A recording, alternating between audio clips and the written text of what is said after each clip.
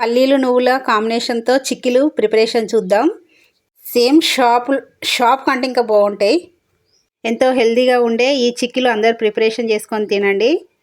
చాలా టేస్ట్గా కూడా ఉంటాయి. ముందుగా మనం 1/4 కిలో బెల్లాన్ని నీళ్లు పోసి స్టవ్ మీద పెడితే ఇట్లా కరుగుతుంది చక్కగా. కంపల్సరీ మనం బెల్లాన్ని మాత్రం వడగట్టుకోవాలి. ఖచ్చితంగా ఇసుక ఉంటుంది. స్టవ్ మీద పెట్టి మంచిగా కలుపుకోవాలి ఈ బెల్లం సిరప్ని. పల్లీలు నువ్వులు మంచిగా వేయించుకోవాలి. పల్లీలు పొట్టు తీసుకొని పెట్టుకోవాలి. ఈ బెల్లం సిరప్ మంచిగా కలుపుకుంటే పాకం వస్తుంది. ముందుగా చిక్కీల కోసం మన స్టవ్ పక్కనే బండ మీద కొంచెం నెయ్యి రాసుకొని ఉంచుకుంటున్నా అతకకుండా. బెల్లం ఇది అరిసెల పాకం తీరు రావద్దు, బండ ముదురు పాకం రావాలి. మెయిన్ పాకం దగ్గరనే ఉంటుంది.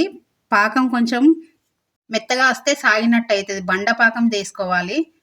మన పాకం విరిస్తే విరగాలి తక్కువన. అలాంటి పాకం వచ్చేంతసేపు పట్టుకొని తర్వాత ఈ వేయించి పొట్టు తీసుకున్న పల్లీలోని నువ్వులు వేసుకోవాలి.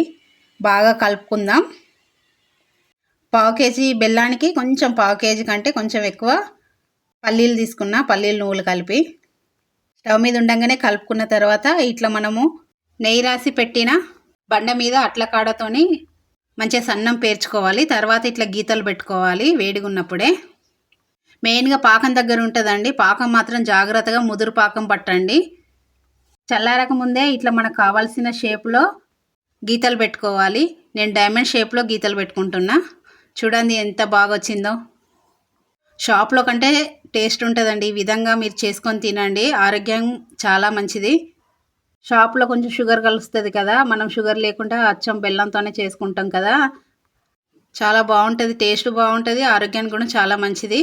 చూడండి ఎంత బాగా వస్తుందో డైమండ్ షేప్లో.